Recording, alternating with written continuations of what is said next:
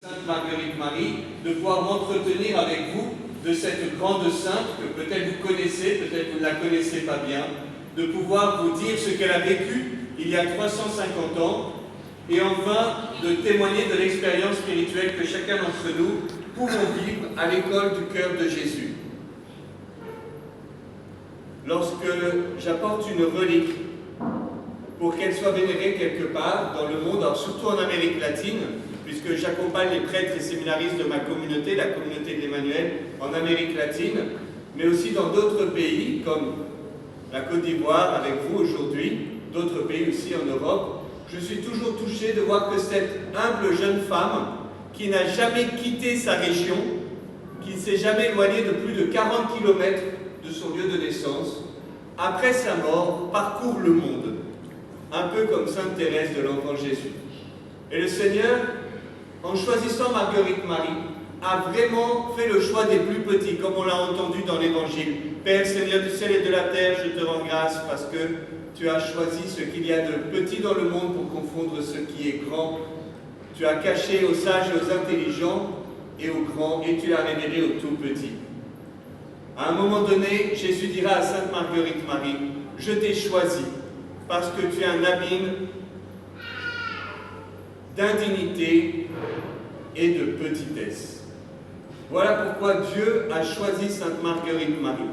Et je suis touché en entrant dans cette église de voir le vitrail de Sainte Marguerite Marie qui bénéficie des apparitions du cœur de Jésus. C'est le vitrail qui est juste là entre la station 4 et 5. Voilà, là-bas. Et je voudrais donc vous dire un peu qui est cette personne. Marguerite Marie est née le 22 juillet, jour de Sainte Marie-Madeleine, 1647. Il y a donc bientôt 400 ans. En France, dans un petit village de Bourgogne appelé Vérone, dans une famille heureuse, plutôt aisée, Claude et Philibert sont les mamans de la petite Marguerite. Et déjà à l'âge de 5 ans, pendant la messe, elles se sont appelées à dire à Dieu, mon Dieu, je vous consacre ma pureté et vous fais vœu de perpétuelle chasteté. Elle dira plus tard qu'elle ne comprenait pas les mots qu'elle se sentait appelée à dire au Seigneur. Mon Dieu, je vous consacre ma pureté et vous fais vœu de perpétuelle chasteté. Mais il y avait déjà dans son cœur d'enfant le désir d'être tout à Dieu. Mais sa vie a été semée d'embûches. Et à l'âge de 8 ans, son père, Claude, meurt brusquement. Sa maman va envoyer les frères au loin pour être éduqués et elle va rester avec la petite Marguerite, confiant la gestion du domaine de la famille à sa belle famille, laquelle va se retourner contre Philibert et Marguerite par jalousie. Et Marguerite, avec sa maman, vont être maltraitées pendant toute son enfance par la grand-mère, la maman de Claude qui était décédée, la tante et la grande-tante de Marguerite Marie. Elle qualifiera cette période de sa vie, qui est toute son enfance et son adolescence, de grande captivité. Et les voisins, par pitié, leur donnaient de quoi manger, parce qu'elles étaient privées de nourriture, elles ne pouvaient pas sortir de chez elles. Et puis, elle va s'éloigner du Seigneur, et un jour, en rentrant du bal, où elle s'était amusée, vous voyez, elle était tiraillée entre l'amour de Jésus et puis l'amour de la danse, des plaisirs, de plaire et de séduire, Jésus lui apparaît tout ensanglanté comme après la flagellation. Et elle comprend que c'était elle qui l'a mis dans cet état, parce qu'elle ne répond pas à son amour. Elle a le cœur bouleversé et elle choisit Jésus. Elle a 17 ans. Mais lorsqu'elle parle de la vocation religieuse à sa famille, celle-ci ne veut pas en entendre parler. Et Marguerite va devoir affronter les oppositions de sa famille. Et un jour qu'elle va à Paray-le-Monial, à une vingtaine de kilomètres de là où elle vit, en entrant dans le parloir de cet ordre religieux, elle entend ces mots « c'est ici que je te veux ». Alors elle explique à sa famille que ce n'est plus négociable et que oui, elle va devenir visitandine et rentrer à la visitation.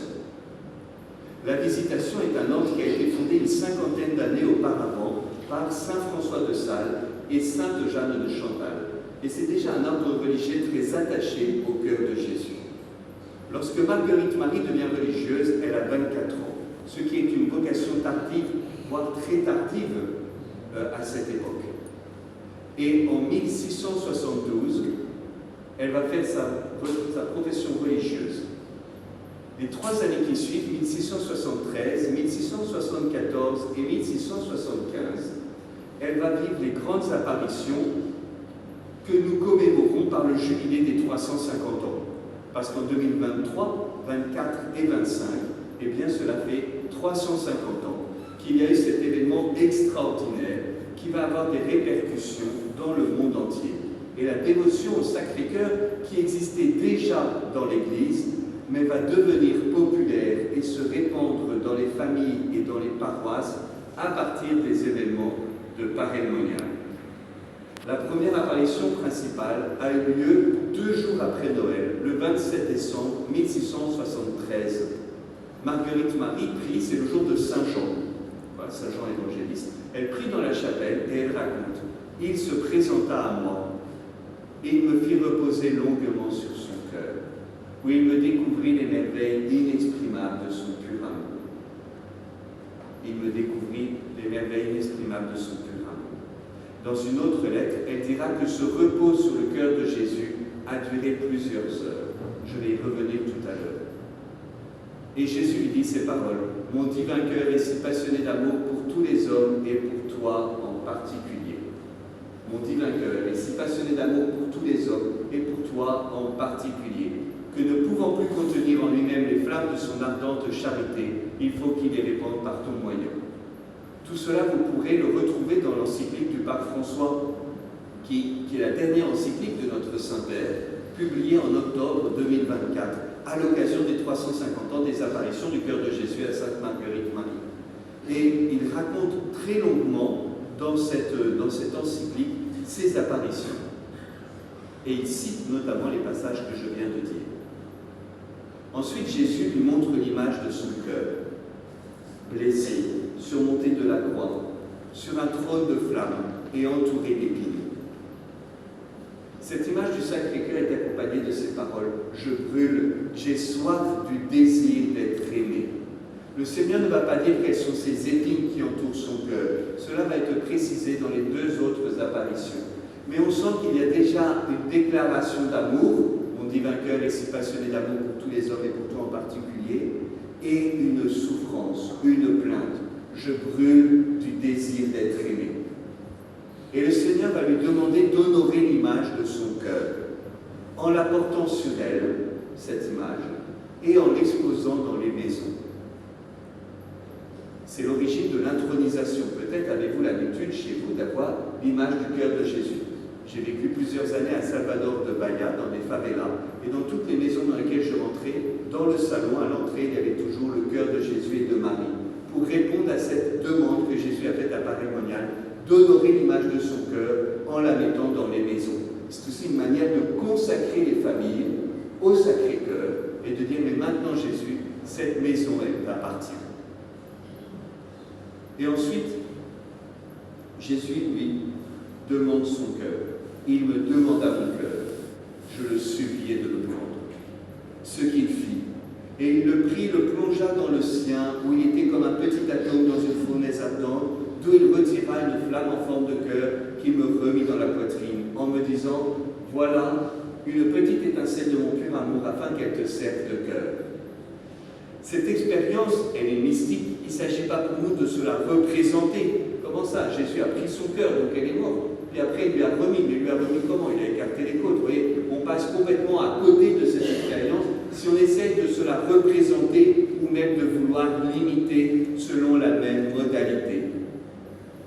Elle a vécu cela de manière mystique et donc on ne peut pas se le représenter. Mais c'est tout Marguerite Marie que Jésus a comme saisi et a plongé dans son cœur pour rendre le cœur de Marguerite Marie semblable au sien, c'est-à-dire une fournaise ardente.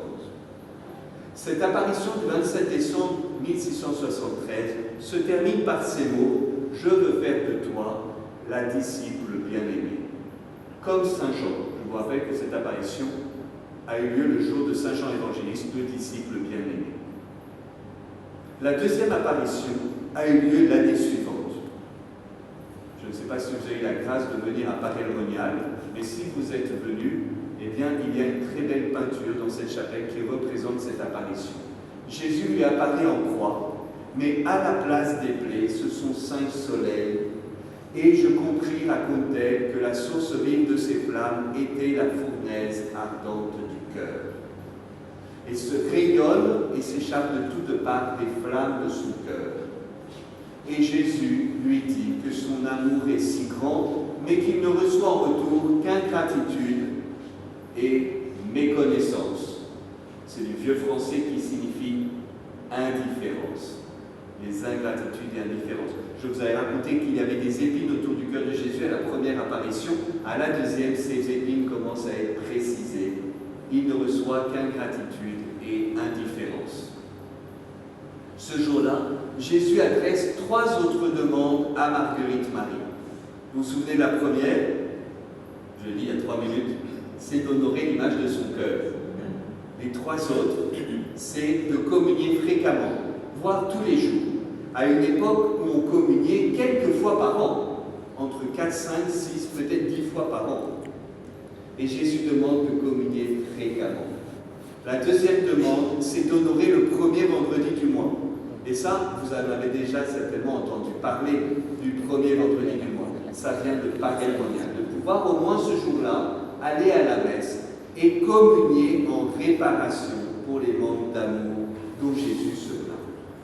La troisième demande que Jésus adresse ce jour-là est de vivre l'heure sainte, c'est-à-dire le jeudi soir, en communion avec l'agonie que Jésus a vécue à Gethsémani, au jardin des Oliviers, où il a ressenti une mortelle tristesse, mon âme est triste à en mourir, et bien de pouvoir vivre 1 heure de prière. Jésus indique de 23h à minuit. C'est parce que Marguerite Marie était religieuse, elle pouvait vivre cela. Nous pouvons vivre cela à une autre heure. Et de méditer, d'accompagner Jésus, de tenir compagnie à Jésus pour le consoler et pour intercéder pour les pécheurs. Alors Marguerite Marie, elle dit, mais moi, comment est-ce que je vais faire cela? Elle raconte, je lui montrais mon impuissance. Et c'est merveilleux de montrer notre impuissance, parce que parfois, quand nous nous sentons incapables de répondre à l'appel de Dieu, nous nous attristons.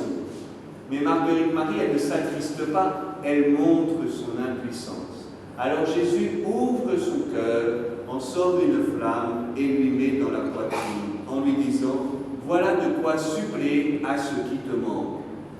Puis, raconte-t-elle, il me dit, n'aie pas peur, je serai ta force, écoute mes paroles et fais tout ce que je te dis.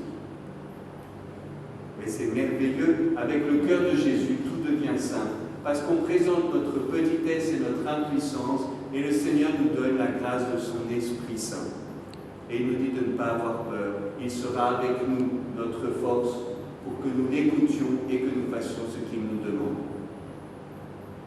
La troisième apparition principale eut lieu l'année suivante, et nous la commémorons cette année, puisque c'était en 1675. 8 jours, dans les 8 jours qui ont suivi la fête du Saint-Sacrement, donc en juin 1675. Et ce jour-là, Jésus lui apparaît et lui montre son cœur de nouveau, en lui disant, voici ce cœur qui attend d'aimer les hommes, et qui n'a rien épargné jusqu'à se consumer par amour pour eux. Mais de la plupart, je ne reçois que des ingratitudes, par leur sacrilège, les froideurs et mépris qu'ils ont envers moi dans le sacrement de l'amour. C'est l'Eucharistie. Et ce qui m'est le plus douloureux est que ce sont des personnes qui me sont consacrées qui en usent ainsi. Les épines qui avaient entouré le cœur de Jésus à la première apparition principale, qui avait été précisée, cette souffrance de Jésus, ingratitude et indifférence, sont ici approfondies. Parce que c'est envers l'Eucharistie qu'il y a des froideurs et mépris, et même des sacrilèges, de la part de ceux qui me sont consacrés. Vous me direz, mais qui est consacré? Eh bien, par le baptême, nous sommes tous consacrés. Mais aussi les consacrés dans le célibat, les religieux et religieuses. Et puis, il y a les prêtres. Jésus se plaint des manques d'amour de ses amis, c'est-à-dire de toi et moi. Ce n'est pas des athées ou des musulmans enfants ou de je ne sais qui ne connaîtrait pas le Seigneur et qui ne l'aimerait pas. Non, c'est bien de ses amis que Jésus ne reçoit qu'ingratitude et indifférence, particulièrement dans l'Eucharistie. Alors il fait une 5e demande. Vous vous souvenez que j'ai parlé de la première, honorer l'image du cœur.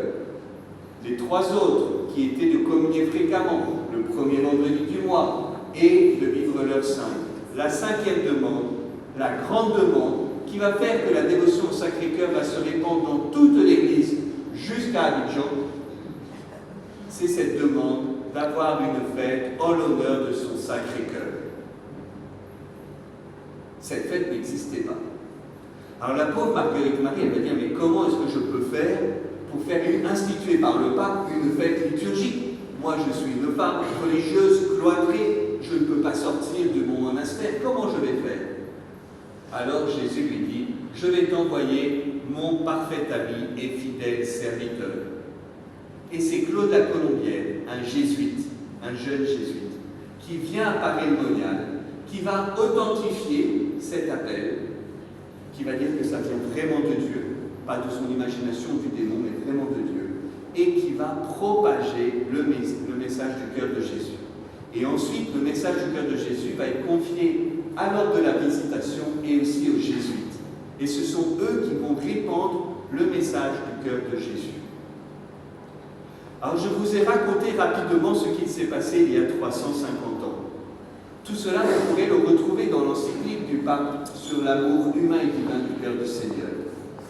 Mais je voudrais y revenir maintenant pour vous parler de l'expérience que l'on peut faire, nous, aujourd'hui. Parce que je ne suis pas seulement venu ici pour vous parler de l'histoire, je suis venu ici pour vous témoigner d'une expérience spirituelle. Ce que Marguerite Marie a vécu il y a 350 ans, nous pouvons le vivre, peut-être pas de la même manière, mais nous pouvons le vivre réellement, à travers 3 expériences. Le repos sur le cœur de Jésus, l'expérience de la miséricorde divine, et recevoir le feu du cœur de Jésus. Tout d'abord, le repos. Je vous ai dit que Marguerite Marie a se reposé de longues heures sur la poitrine du Seigneur. Et Jésus, dans l'Évangile, nous parle de son cœur, nous l'avons entendu, pour nous dire « Venez à moi, vous tous qui peinez sous le poids du fardeau, et moi je vous donnerai le repos, car je suis doux et humble de cœur. » C'est la seule fois dans l'Évangile où Jésus parle de son cœur, pour dire qu'il est doux et humble, et inviter tout le monde avec ses fardeaux pour trouver le repos.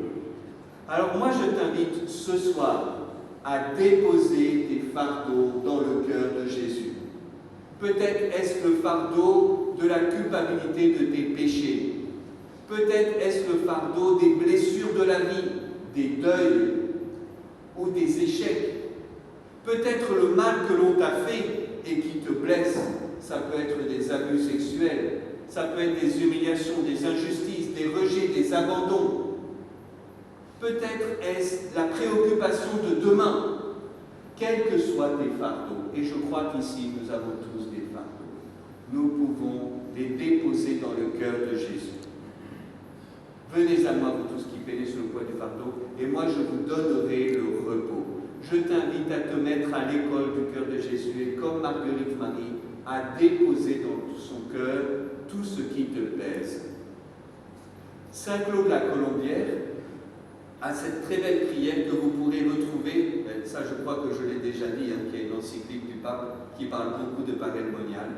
Il y a cette belle prière de Saint Claude qui dit « Mon Dieu, je suis si persuadé que tu prends soin de ceux qui espèrent en toi et qu'on ne peut manquer de rien quand on attend de toi toutes choses, que j'ai résolu de vivre désormais sans aucun souci et de me décharger sur toi de toutes mes inquiétudes. » Cette prière est magnifique, on la retrouve dans l'encyclique du pape. Mon Dieu, je suis si persuadé que tu prends soin de ceux qui espèrent en toi et qu'on ne peut manquer de rien quand on attend de toi toutes choses, que j'ai résolu de vivre désormais sans aucun souci et de me décharger sur toi de toutes mes inquiétudes. Et si vous trouvez cette belle prière un peu compliquée, le pape François nous dit que la plus belle prière au cœur de Jésus, c'est celle de Sainte Faustine. Jésus, j'ai confiance en toi. C'est la première expérience, l'expérience de se reposer sur le cœur de Jésus. La deuxième expérience, c'est l'expérience de la miséricorde. Il y a 350 ans, en France, le catholicisme était malade. Il était malade d'une maladie que l'on appelle le jansénisme. Jansénus, celui qui avait élaboré cette manière de voir la foi chrétienne, disait que Dieu était très distant. Et finalement, c'était l'image d'un Dieu comme un juge implacable qui exigerait de notre part une vie impeccable, alors qu'en fait, nous en sommes incapables. Et du coup, une peur démesurée de l'enfer et la peur de Dieu. Alors Jésus va donner à Paris le Monial le remède de cette peur de Dieu qui est devenu distant et impitoyable. C'est son cœur. Et il vient me dire combien il aime tous les hommes. Voici ce cœur qui a tant aimé les hommes. Mon divin cœur est si passionné d'amour pour tous les hommes et pour toi en particulier. Est-ce que vous croyez, chers frères et sœurs, que le Seigneur est passionné d'amour pour toi en particulier? Est-ce que vous croyez que vous n'avez pas besoin de faire quelque chose pour que Dieu vous aime? L'amour que Dieu a pour vous ne dépend pas de vous. Vous n'avez pas à faire le bien pour être aimé de Dieu. Vous n'avez pas à éviter le mal par peur qu'il ne vous aime plus. Nous ne faisons pas le bien pour être aimés de Dieu, nous faisons le bien parce que nous sommes aimés de Dieu. Notre amour est une réponse d'amour à un amour qui nous précède. L'amour que Dieu a pour nous ne dépend pas de nous, il dépend de lui. Ce qui dépend de toi, c'est d'accueillir cet amour et d'y répondre. De rendre amour pour amour. C'est ça la réparation. La réparation, c'est le thème du jubilé des 350 ans, c'est rendre amour pour amour. Quand je vois comment Jésus m'aime, combien il brûle d'amour pour moi, alors moi aussi je brûle d'amour pour lui et je veux lui donner mon cœur. Pas parce qu'il m'a fait 12 promesses, mais parce qu'il m'aime et que ça me brûle de l'intérieur cet amour. Alors je veux répondre à cet amour et à mon tour l'aimer en retour. Nous avons tellement de mal à croire que le Seigneur nous aime. Chers frères et sœurs, est-ce que vous croyez que quelqu'un qui vous connaisse, qui sait tout ce que vous avez fait, y compris ce que personne ne sait, est-ce que vous croyez que quelqu'un qui saurait tout pourrait continuer de vous aimer? Peut-être que de la part des hommes, ce n'est pas possible. Mais l'amour de notre Dieu est incroyable et infini, il est passionné d'amour. Et oui, c'est de cet amour-là que nous sommes aimés. Le Seigneur nous aime, y compris là où nous avons du mal à nous aimer nous-mêmes. Le Seigneur nous aime aussi dans les ténèbres qui sont les nôtres. Il n'y a pas de ténèbres que Dieu ne puisse éclairer. Il n'y a pas de larmes que Dieu ne puisse consoler.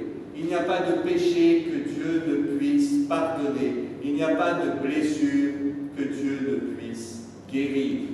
Jésus dit à Marguerite Marie, si tu crois, tu verras la puissance de mon cœur. Alors ce soir, je veux vous inviter à poser un acte de foi en la puissance du cœur de Jésus et à expérimenter cette puissance dans votre vie. Et nous arrivons à la troisième expérience spirituelle dont je voudrais vous témoigner. Se reposer sur le cœur de Jésus, la miséricorde divine, et le troisième, c'est le feu. Parfois, je ne sais pas comment c'est en Côte d'Ivoire, mais en France ou du moins, on a associé le cœur de Jésus au sang. Et on a dit, regardez comment Jésus nous aime, il est tout sanglant et parfois sanguinolent. C'est pas faux, mais ce n'est pas l'expérience de Marguerite Marie. L'expérience de Marguerite Marie, c'est l'expérience du feu. Ce n'est pas un cœur sanglant, c'est un cœur brûlant. C'est une fournaise, le cœur de Jésus. Et quand je m'approche de la fournaise du cœur de Jésus, je m'enflamme à son tour. La vraie dévotion au Sacré-Cœur, c'est la dévotion qui rend mon cœur semblable au sien. Bien sûr, il y a des pratiques qui sont importantes, et je vous les ai rappelées. Honorer l'image de son cœur, communier fréquemment, notamment le premier vendredi du mois, vivre l'heure sainte. et prier la fête du Sacré-Cœur. Mais avant tout, c'est une expérience de prendre feu.